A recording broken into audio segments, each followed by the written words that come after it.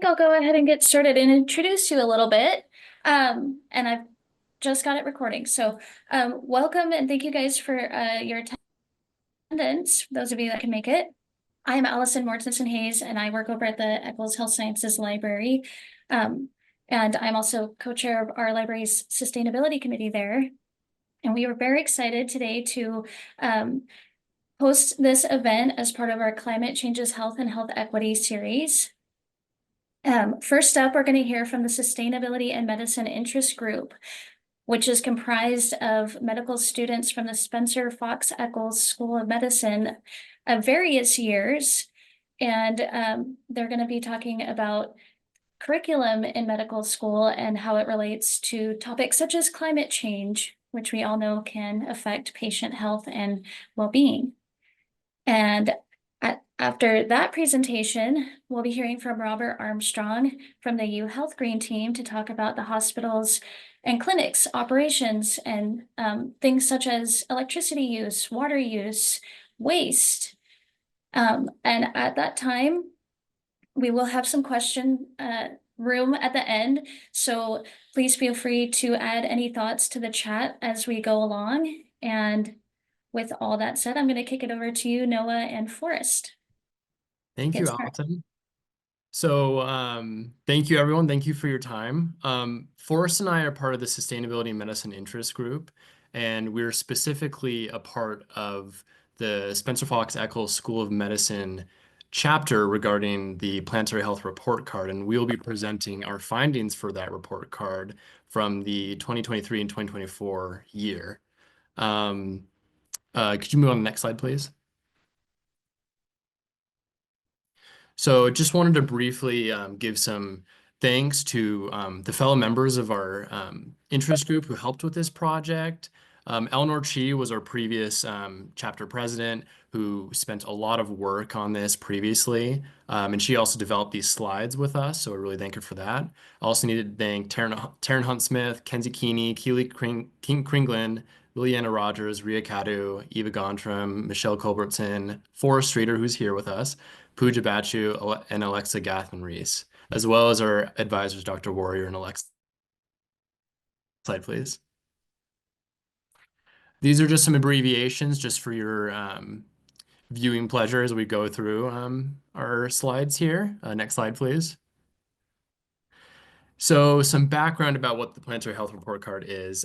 It's defined on their website. Again, this is an internationally focused organization involving multiple health sciences studies and different colleges throughout not only the US, but many countries around the world. I think it's now up to 17 or 18 countries participating in this report card. And what it is essentially a tool that we use to evaluate and determine the level in which a health science campus's curriculum and other processes are in line with planetary health studies and topics and such. And I guess for lack of a better term, we use this report card to audit a school and see where it stands and where it lies compared to other schools, specifically medical schools, in regards to their planetary health curriculum. Again, there are over 120 medical schools participating worldwide, and there are other health science studies that participate in this as well. Our school, Spencer Fox Eccles School of Medicine, has participated in 4 report cards now. This is the 4th one we're presenting, and we're currently working on our 5th right now. Next slide, please. So I'll go into what exactly the report card involves in just a moment, but I just wanted to let you all know that we use the report card as a tool to advocate for making changes in the curriculum of our institution to offer more teaching opportunities regarding planetary health and sustainability and healthcare in general. Some of the changes that we made so far through the use of the report card in previous years is introducing learning objectives regarding planetary health into our problem-based learning system within our medical school's new curriculum. And then also a provisional sustainability council that's currently in the works. Forrest, do you want to talk more on these topics? Well, yes, I'd love to. There we go. Yeah, so in quantification, in assigning a grade, in doing an audit like this, um, it's really easy to compare our institution to others to kind of identify areas for improvement and push for those and push for improvement. And so it's also very helpful in identifying exactly what we're doing well and maybe which cases, which problem-based learning classes might need more learning objectives. Um, which kind of parts of our curriculum already have this material, but just aren't exactly like calling it out and making students aware that it's there. So, um, yeah, identifying learning objectives for heat emergencies, for cardiac morbidity, for pulmonary disease, air quality, and making it pertinent to Utah has been pretty fun. And then the Sustainability Council is kind of like our student group, but in an official capacity within the new curriculum, which I'll kind of get into in just a minute. Um, Yeah, thank you. You can go to the next slide. So throughout the report card, we aim on evaluating 5 core metrics regarding our medical school. So first off is the curriculum, and that's definitely the biggest portion of the report card. There's about 22 individual metrics that um, we evaluate and create a score for, and I'll get into the scoring system in just a moment. We also evaluate research in health and the environment, this school support for student-led planetary health initiatives, community outreach and advocacy, and also overall campus life and sustainability practices. And go to the next slide, please. And Forrest, you're free to cover this area, curriculum. okay, yeah, awesome. Curriculum is kind of like my passion area, so I'll try to keep it brief. Um, but yeah, basically, curriculum is a huge part of the report card. It's weighted very heavily. And when we're kind of taking a look at planetary health, we're trying to identify how climate change, how our environment affects our health, and teaching that to students. But additionally, identifying that healthcare is a huge contributor to climate change, to greenhouse gas emissions. And so both of those things kind of play into the planetary health report card. Um, a couple strengths, the legacy curriculum, your kind of traditional 2 years of preclinical, 2 years of clinical education, um, does a really good job at identifying some of these things, especially in the pulmonology course, infectious disease, how climate change can affect malaria and vector-borne disease, nutrition, so diet, crop output, and then additionally we have this like layers of medicine course. Um, the legacy curriculum has a lot more room to play with some of these kind of periphery topics, sustainability, planetary health, and then additionally has these specific elective courses, which are truly amazing.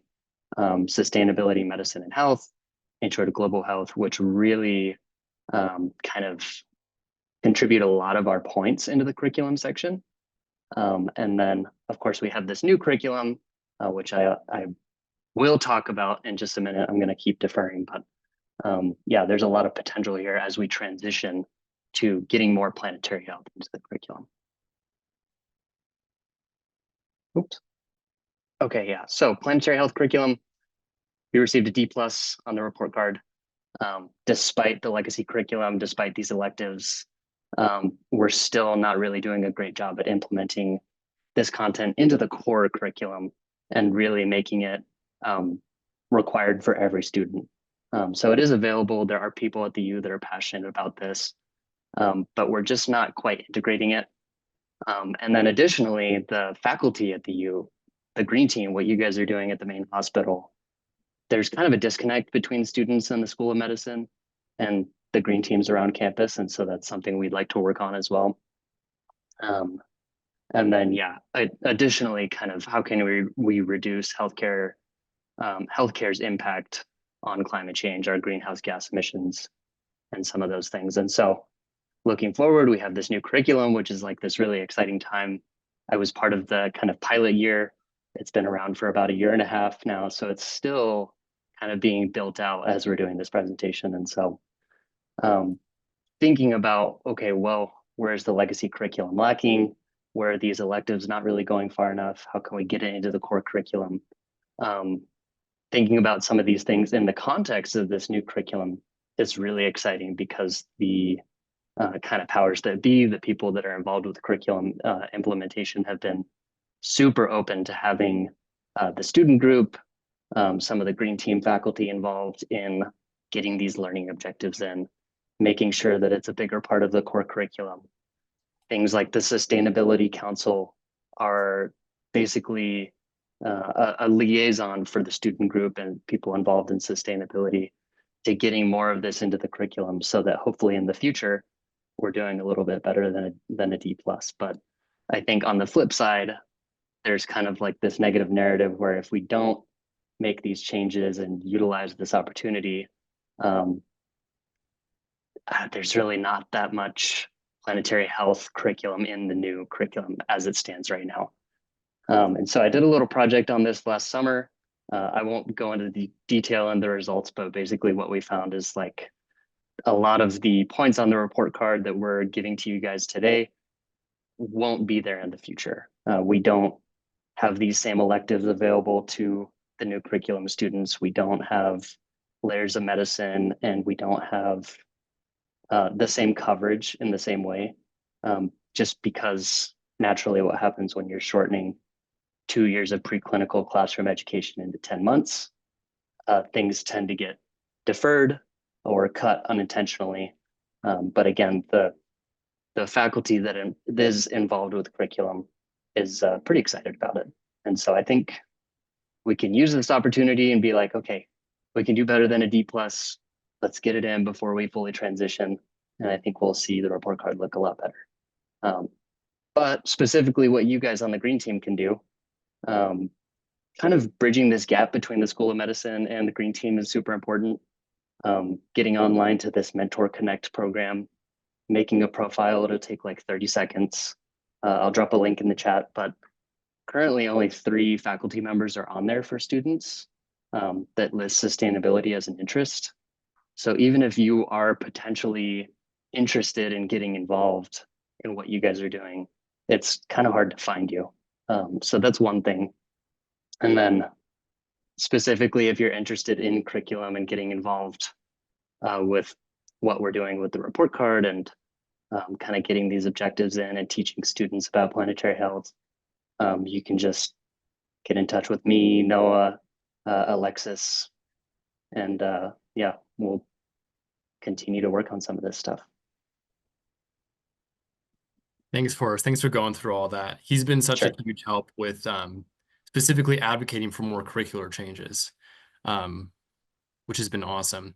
Do you mind going back just 3 slides? Because I wanted to explain that score really quick. I missed explaining that earlier. So that D+, what that means is when we're going through the report card, we're answering individual metrics within this topic of curriculum.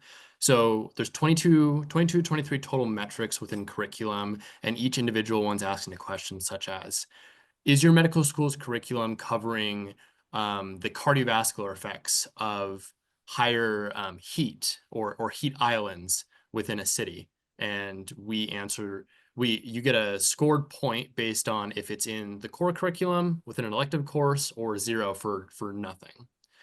And that D+ is a score based on how many points we added up from all those metrics added together. And it's an objective measure that's a little subjective in how we score everything, but we can compare this to other medical schools and how they're doing. So that's, I think, what the big point of all this grading system is. Anyways, go ahead back to research, and I can talk about that. So our next big topic that we covered was interdisciplinary research in health and the environment over at the medical school. And this was our strongest metric. We got an A, and you'll see in a moment, but it's definitely our strongest metric, mainly because the University of Utah institution as a whole has a lot of fantastic resources regarding researchers that are doing projects regarding sustainability, and resources on how to get more involved with that research. So for starters, there's a Global Change and Sustainability Center that does a symposium every year specifically related to planetary health research topics. And then there are a bunch of, institutional seminars that happen throughout the year, including here at the Eccles Health Sciences Library, the Climate Changes Health and Health Equity series, which we're a part of right now. They do a lot of presentations throughout the year regarding planetary health and sustainability within medicine, which is a great resource. And then there's some of these other resources as well, including the Wallace Stegner Center, which is down the business college down on the lower campus.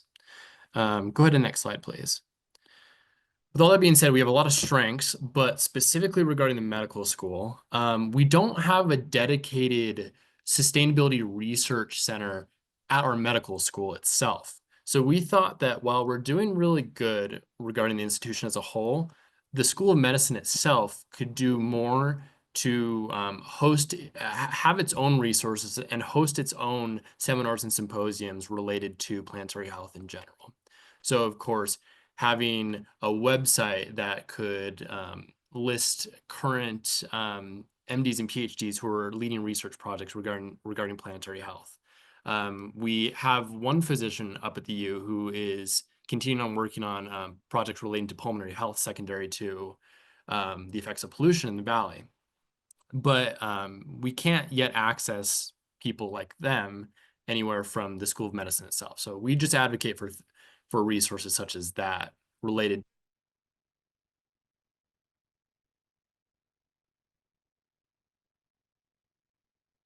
Next topic, please. Next one, initiative. So how much support is the School of Medicine giving us students to do our own kind of projects relating to planetary health and sustainability? There's a lot of individual projects going on, including first off, our interest group, Sustainability in Medicine interest group. We're doing the planetary health report card. We do individual projects, fundraisers, and host lectures from researchers and physicians regarding planetary health topics. And then in the lower campus, there are grants given out to students who wish to pursue research projects related to planetary health, including the Sustainable Campus Initiative Fund grants, which Forrest received last year for his project that he was talking about earlier. Is that right? Yep. Yeah. And then finally, we're always teaming up with the Green Team at the University of Utah Hospital to see about kind of a interdisciplinary kind of a working with them to see how we can better advocate for changes within the hospital and the medical school combined. On our next slide, we also think we're doing pretty well in our student-led initiatives as well. There's definitely a lot of support from our faculty that lets us do a lot of things that we're doing now. But some things that we'd advocate for more in the future is once again, like a website with collective information regarding kind of planetary health events, volunteer opportunities, speaker series, research projects, et cetera, and like connections with mentors, as Forrest was explaining earlier. And then some medical schools have adopted a system where they have a faculty member specifically focused on acting as a liaison to support student initiatives regarding sustainability focus. And Doctors Warrior and Alexis Lee have kind of acted in that way for us, but kind of off of their own time. And it's not something that's a formal kind of a role for them. So we really appreciate them for that. But that's what we'd advocate for more in the future. And go ahead to our next topic, please. Our next topic is community outreach and advocacy. So how much is our school kind of doing regarding projects within our community and advocating for more changes outside of just our medical school itself? So we're doing a lot of things. The University of Utah is paired up with and the hospital itself is paired up with a lot of organizations to advocate for more changes. The Utah Clean Air which is a statewide partnership focusing on providing education and grants for individuals and businesses to improve Utah's air. And then the Utah Climate Action Network, which focuses on public engagement and policies aimed at reducing emissions and water resource management and social support regarding climate change. And then the University of Utah also has a lot of more sustainability-focused community partners, including Green Urban Lunchbox, the Jordan River Community Initiative, Salt Lake Community Action, Tracy Aviary, and Wasatch Co-op. And then we also, us within the Sustainability and Medicine Interest Group ourselves, have been running a weekly newsletter where we send out information regarding topics relating to sustainability and kind of like neat little factoids every week. But that's where we do well in strengths. And going into our opportunities for improvement, we think that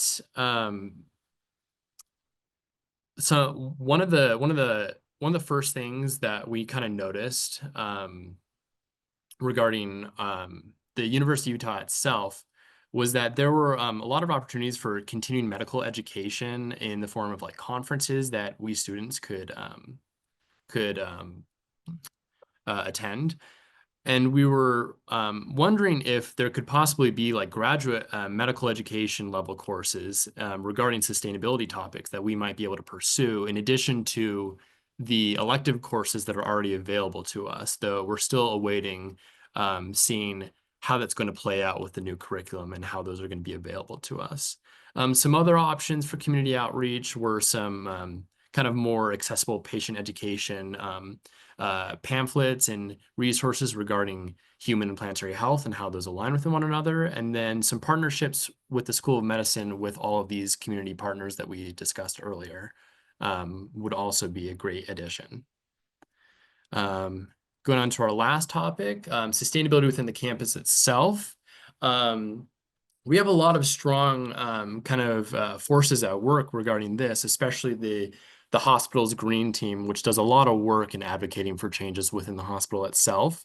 The University of Utah institution has its Global Changes Sustainability Center, which, as I mentioned earlier, hosts a lot of research projects and advocates for changes on the institution level.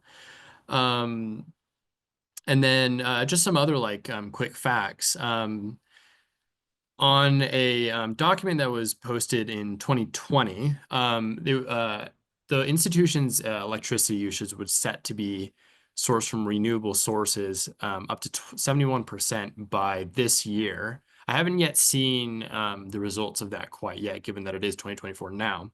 But that was definitely one of the like strengths that we saw within the sustainability on campus itself. And then finally, the University of Utah, I believe every building, including the new School of Medicine that's currently being built, has been LEED Silver certified, which just in simple terms is just a certification for kind of retrofitting in old buildings and new buildings regarding like more sustainable measures and more green architecture and such. But going into opportunities for improvement, we think that there's a lot that School of Medicine and the University of Utah itself could be doing, improving upon, I suppose. Regarding my first point here, a plan for carbon neutrality. The University of Utah itself has a plan to achieve carbon neutrality by 2050. I don't know what exactly the progress made on that quite yet is, but we would advocate for the School of Medicine to also develop one of those. And then a bunch of other smaller topics, including transportation that's more environmentally friendly and giving students the option to have access to buses and the UTA tracks, which we already do a good job of. But more options surrounding that as opposed to encouraging students to drive to and from clinic placements. More composting and recycling options on campus, sustainable food and beverage options within the hospital cafeterias and other restaurants on campus as well. And then we'd also argue that divestment from fossil fuel companies in general would be a great thing. I know that's a lot to ask, but coming from the Sustainability and Medicine Interest Group, that's something that we would suggest would be a positive thing for us to do regarding campus sustainability.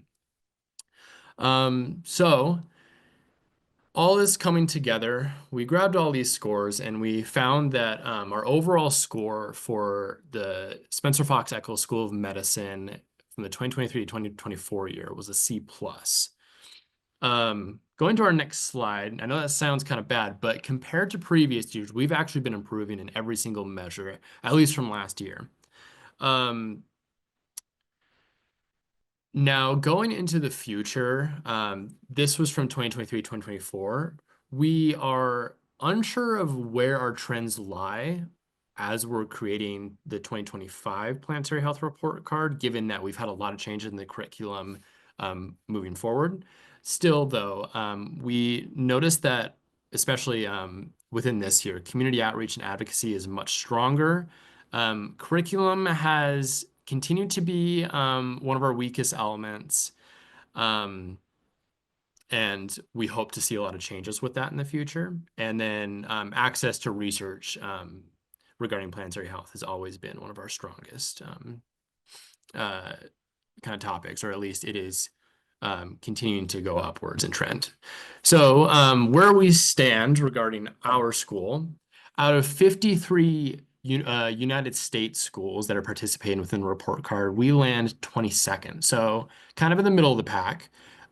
We are doing better than a lot of other schools, but we still have a lot of room for growth.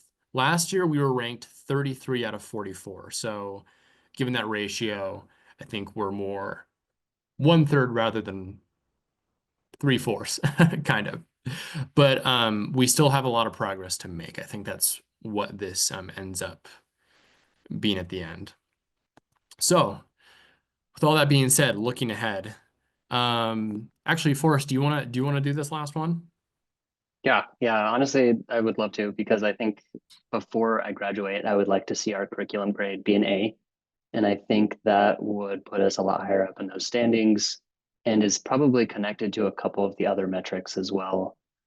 And if we can get more integration between the students and the Green Team and both of those entities with the School of Medicine leadership, then I think we will actually see our report card be kind of where we would want it to be sooner rather than later. But I think that starts with getting the Sustainability Council, which is, in my understanding, like an official liaison to the School of Medicine leadership, and will hopefully eventually have a paid faculty member who can kind of stand in as that official liaison for students, so that Smitha and Alexis don't have to take extra time out of their day.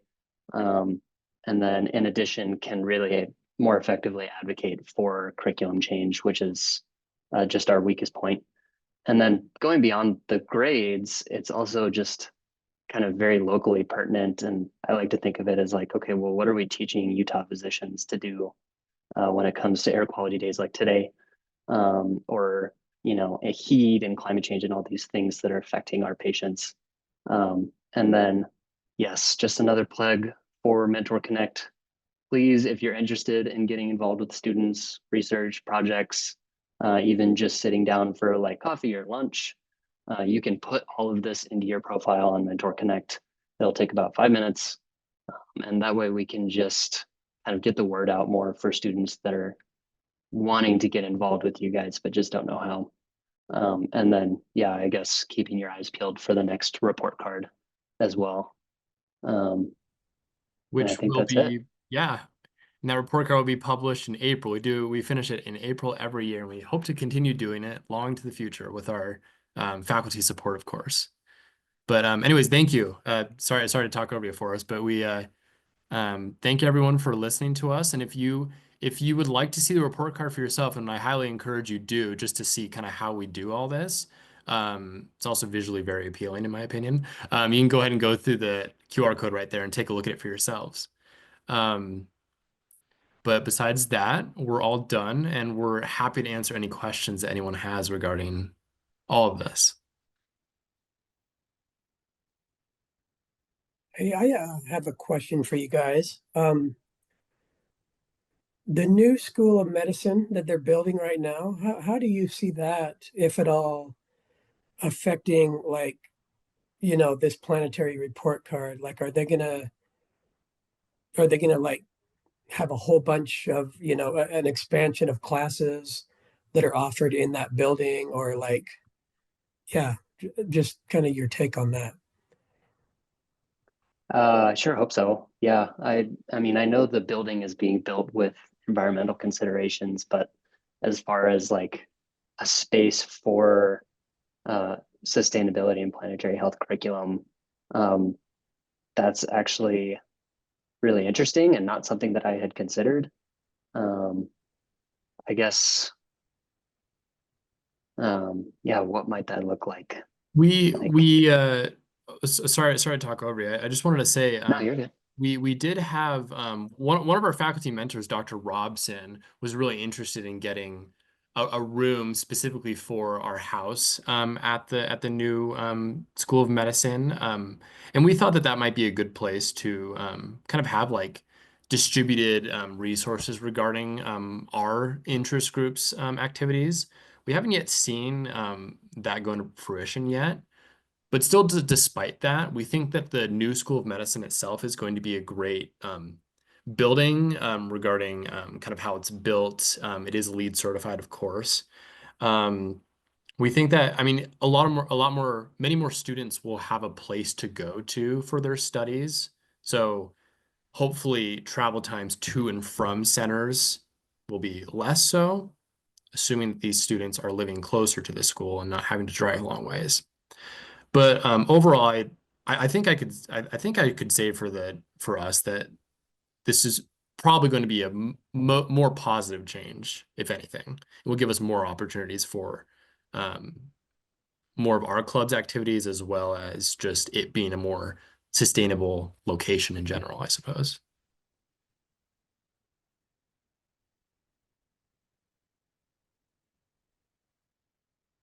As far as Yeah, thank you for the presentation. That's great. I'm a huge advocate of students pushing to make this school better. I'm being a product of the 60s. I do feel like this is the students' role, is to keep pushing until we get better and better. So thank you for doing that. One place where I can see the curriculum getting a lot better is if we have some faculty and maybe with some student support in proposing an advanced integrated science course in phase 3 of the curriculum on planetary health, sustainability, whatever. I think that could fit very nicely. And I don't know that any electives are going away so much as there's going to be a new emphasis on these selectives. So students will have a menu of courses to choose from. And as long as that menu is broad and diverse and represents the things our community wants it to represent, I think that could be a great opportunity. yeah, that's great. And specifically, Dr. Hansen's elective, I would love to be able to take that personally and selfishly, but also, yeah, for the sake of planetary health at the U, getting that in as a selective or whatever, format kind of phase 3 ends up being, then yeah, that's critical. And I would love to get the ball rolling on that. It's a good idea. And I would definitely love to learn more about how sustainability impacts clinical practice. I mean, this is just a personal anecdote, but we had one of an infectious disease physician come and speak to us recently while I was on my internal medicine rotation, and she was talking about antibiotic prophylaxis, but she gave a really long portion of her talk to speak about how intravenous antibiotics or more costly, both as just financially, but also to the earth itself regarding much more wasteful. And so she was advocating for more oral antibiotics. And so I'd love to learn about how sustainability in clinical practice intersect. And I'd love to have more options for that in, like in phase 3 and beyond. But so yeah, that's a really good topic. Thank you. Yeah, it could be an extremely cool course. I'd like it to be part of a pathway as well. Like once we get this sustainability council in a more official capacity, like advocating for phase one kind of planetary health education. Okay, how does climate affect our health? Which then hopefully would transition into that phase three integrated selective and what we can do in the healthcare industry uh, to combat that. I think that'd be really interesting. And a lot of people would take it. Agreed. Well, thank you everyone for letting us come and present and all your questions. I don't want to take up too much time from the green team because I know they're equally as important. Thank you, everyone.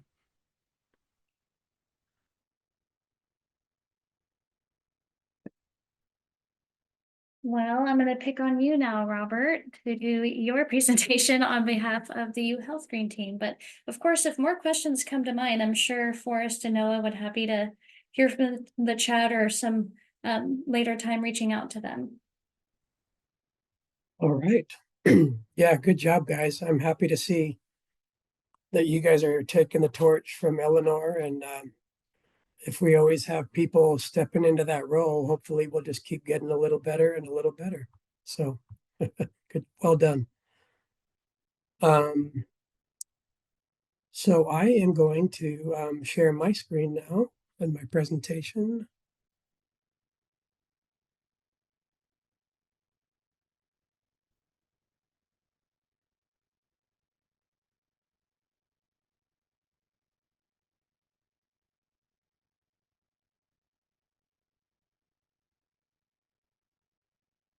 Let's see here. We'll put it in presentation mode.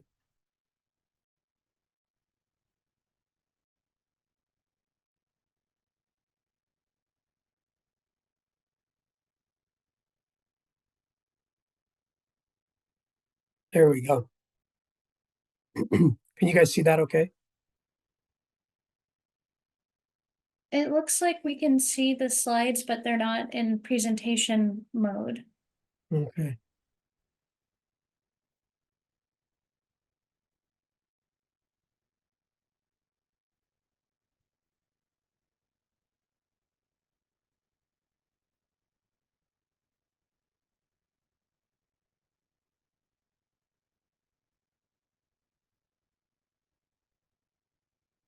All right, guys. I have a lot of Teams meetings, but I don't have a lot of Zoom meetings, and I've never really had these problems.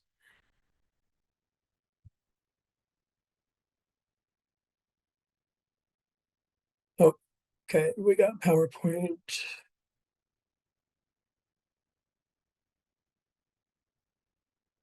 Okay, we got it back up here, but let's see. I'm not screen sharing anymore, right?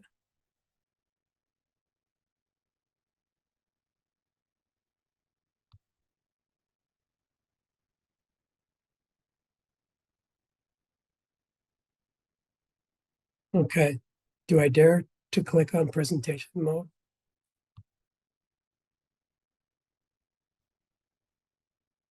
Ah, there we go.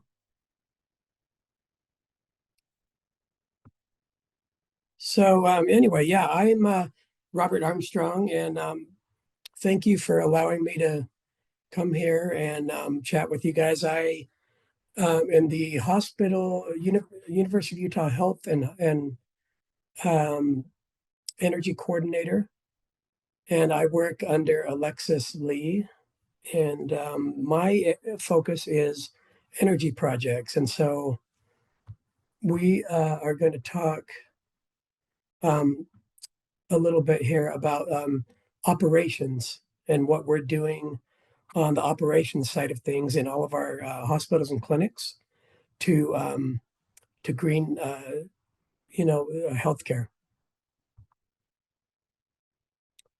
So this is kind of our overarching goal. I know Noah mentioned this in his presentation as well. The president's commitment to be carbon neutral campus by 2040. And so this is kind of this is really my focus, and Alexis and I get together and we plan energy projects with this goal in mind, how we can get each building, you know, carbon neutral by that time frame. So in order to do that, we have kind of worked, you know, in cohorts with other institutions that are working on the same, you know, work. And we have come up with a two-pronged strategy on how to reduce our operational emissions. And this is consistent with the, you know, what other organizations are doing as well. The first prong is to increase building efficiency. And that basically involves your HVAC and your lighting are your two lowest hanging fruit, you know, to take care of there. You know, with HVAC, we're just looking at no more, you know, we have a lot of buildings that are just conditioning these spaces 24/7, you know, in spaces that really there's nobody in after hours. And so we're going to reduce all of that kind of energy consumption. And then we're just applying a lot smarter programming to our HVAC systems so that they can, you know, reduce waste and simultaneous heating and cooling and things like that. But then the other thing we have to do is we have to get everything, you know, all of our older stuff that's outdated, we need to upgrade it now, make it so that it will actually accept smart programming.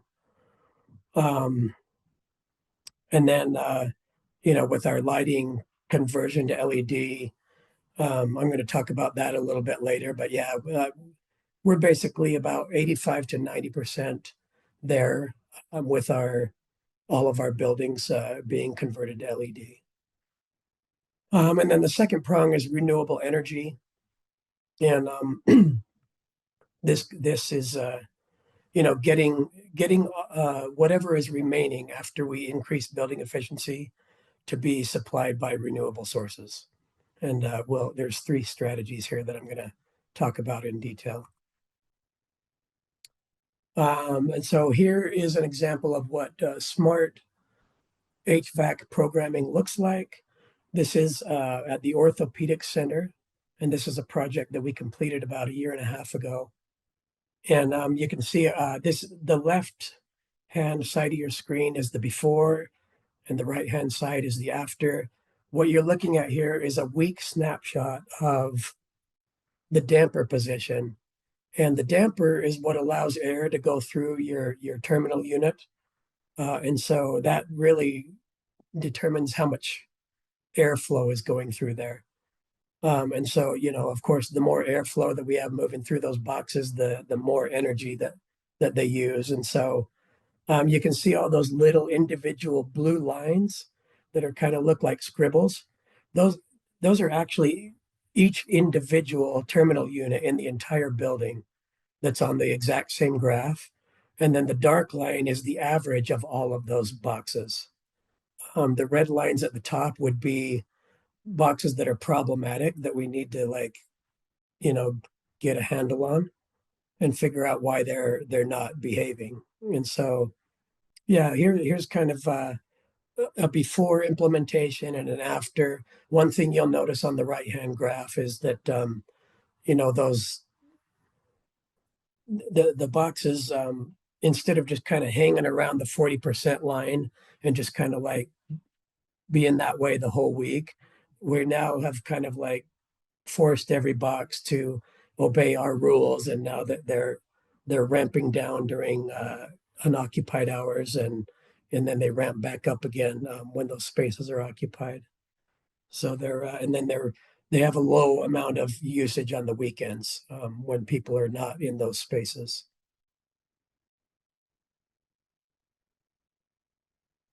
Here's another snapshot of smart programming for the HVAC.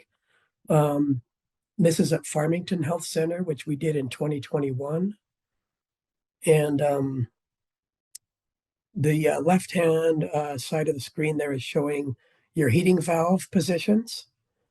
And what you're looking at here is a month snapshot. And this was implementation month. And so you can kind of see, this is just like the programming is all ready to go. All we do is we flip the switch and it turns the programming on. And you can see pretty much exactly the day there on September 10th, where we flip the switch there. And, all of those boxes,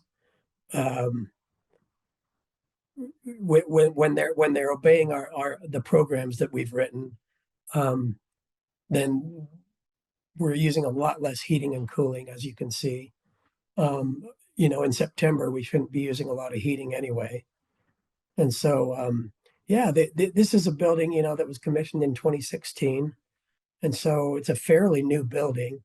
But for whatever reason, after that building was turned over to us, even a newer building like this has plenty of opportunity to reduce some of this simultaneous heating and cooling that we have going on there's potential for it in every single building, no matter how new.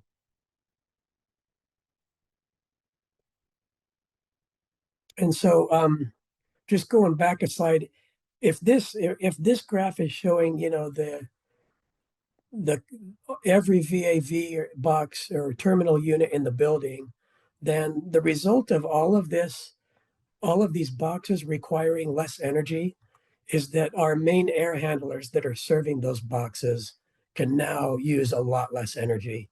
And so again, this is at Farmington Health Center on the left-hand side of the screen. And then the right-hand side of the screen is showing the implementation month at the ACC building, which we have actually just barely completed last month. And so you can actually see, that these air handlers, they have to push out a lot less air and they have to do a lot less conditioning than before implementation. And your average building, like a small clinic might have one or two air handlers. A mid-sized clinic might have 3 or 4 big air handlers.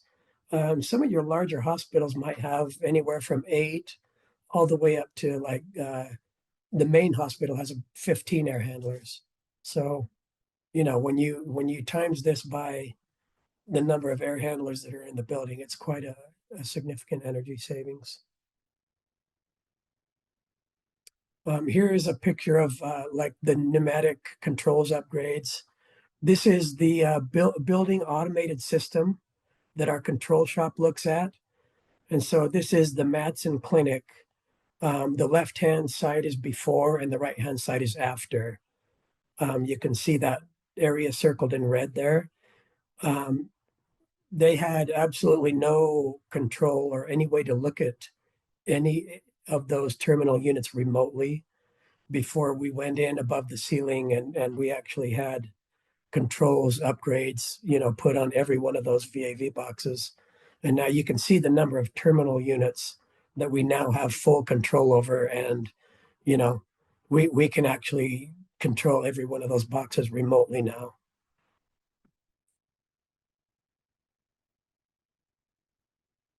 And then here is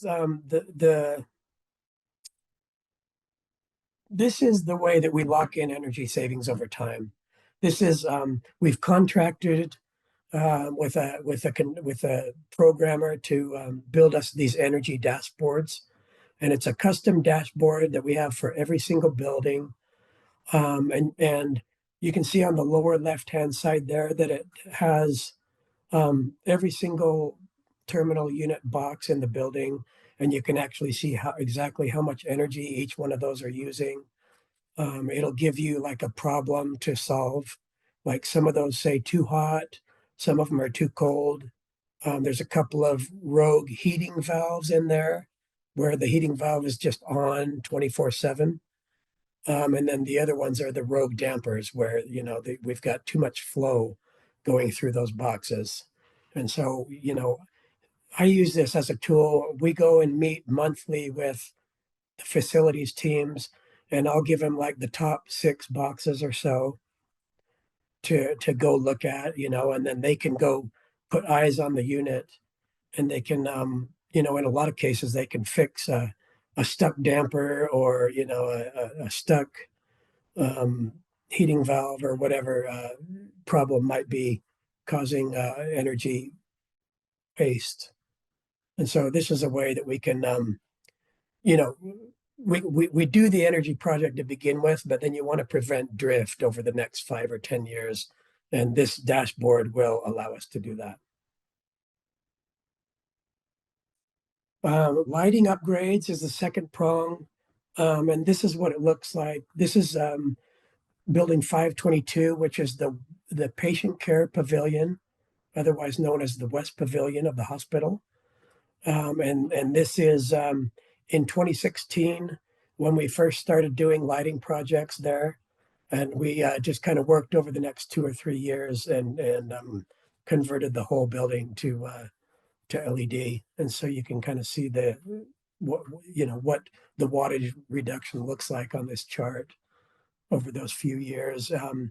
Your average LED uses about 40 to 60% less wattage than your average fluorescent.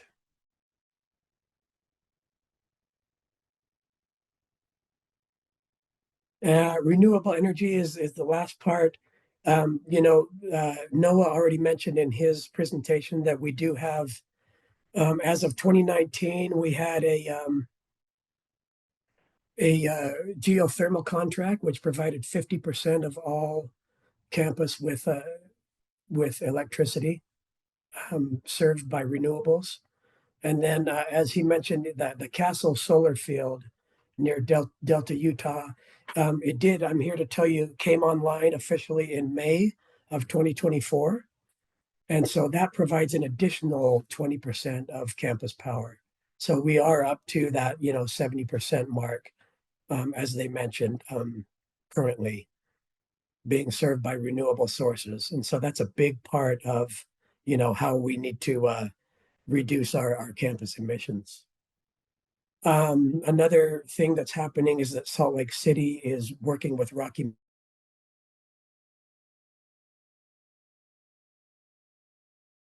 City area by 2040 with their electron solar project. And then on-site renewables are kind of the future consideration that we need to talk about. There's a campus emissions reduction plan that kicked off this year, and it's looking at how to reduce emissions from natural gas. These will probably result in like large scale capital projects and infrastructure projects, like heat pumps and technology like that. And then we may have community clinics that will need to go in and consider putting on-site solar or other types of on-site renewables in those spaces in order to get them down where we need to get them near zero emissions. So and then whatever's left afterwards, after you've done all of that, you're just going to have to bite the bullet and purchase renewable energy credits. And that's that kind of covers the strategy that we are using in our hospitals and clinics buildings. And I know I've only left a couple of minutes for questions, but I thank you for letting us talk about these projects, because we are super excited, to about where these projects are heading. So. Yeah, that's awesome. I wasn't aware of nearly any of that, Robert. So that was really interesting to see some of the behind the scenes.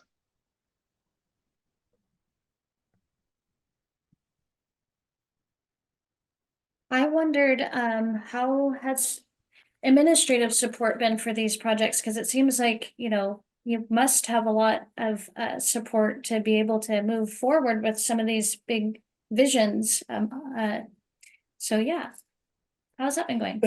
Administrative support,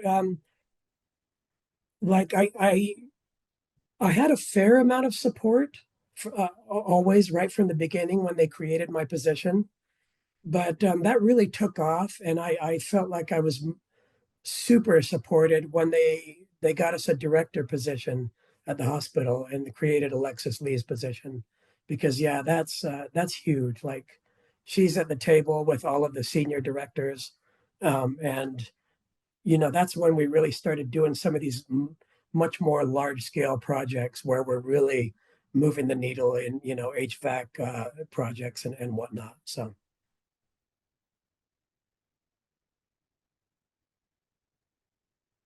I just want to make a comment and say I wasn't aware that any of these plants were around. I mean, like the solar farm and the geothermal plant down in Beaver. I want to go on like a field trip now to go see these. yeah, I wish that somehow every student that comes in, it was part of their initiation to make sure that they know that like 71% of our power is supplied by renewable sources. It's exciting. Like, and I think that not a lot of people you know recognize that, your average person just down on main campus. So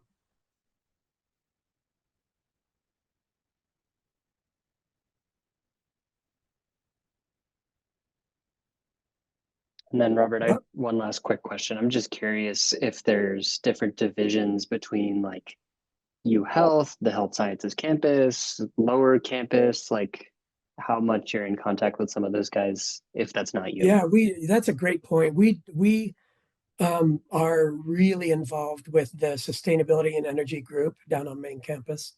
And in fact, a lot of our funding comes from them. They do a matching amount to put towards our matching amount. And so they help us fund half of these projects out of their revolving sustainability fund. And yeah, they also have a lot of engineers on their team who I personally learn volumes from, like all the time. And it's really great to have that collaboration with their team, because they've been huge. They plan a lot more projects than I do on the health side, and I just kind of follow their lead sometimes. Yeah, that's awesome.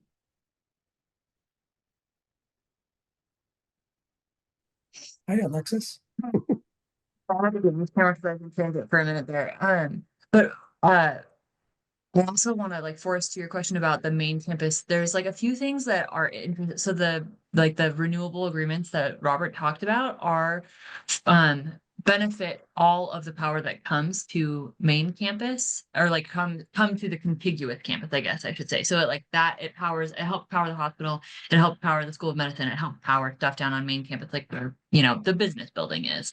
Um but it's interesting because there are a number of teams who help manage different things. So to Robert's point, there's like the main campus energy and sustainability team, and that like the main campus side gets split up into districts. So interestingly, the School of Medicine, where all of you go to school, so like the Eccles Health Sciences Education Building, and then the new Spencer Fox Eccles Medicine Building that's being built right now, those buildings are managed by the main campus, District 6. So, for example, the projects that Robert has been working on, those have been only in exclusively hospital buildings. So anyway, like we work very closely with the team that manages like the buildings where our School of Medicine students, learn. But it's not necessarily, it's like we work together, but we're not necessarily under the same reporting umbrella, if that makes sense, for the two different buildings. Okay. And is there like a cornerstone or someone that everyone kind of goes to, or is there a possibility that it could be a little disjointed? There is a possibility it's a little disjointed. So there is a chief, and I'm gonna like mess up his title, but there's a chief facilities management officer, who is technically on the main campus side, but like our boss, Robert and I, who we report up through on the hospital side, they meet very regularly and I don't think it's like a formal, but it's kind of like a dotted line type of thing where like our director, who is the associate executive director of facilities management for the hospital, meets with regularity with the chief facilities management officer.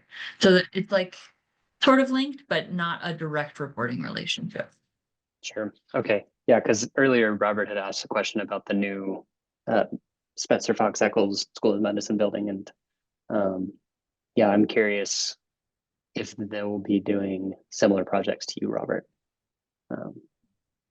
Hope would be in like a brand new building like that, right, Robert? They'll just have done it perfectly from the get-go. Right. Sure.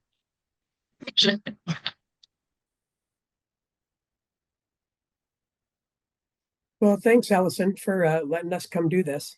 Yeah, This we was- are at time, so thank you guys so much. I learned a lot.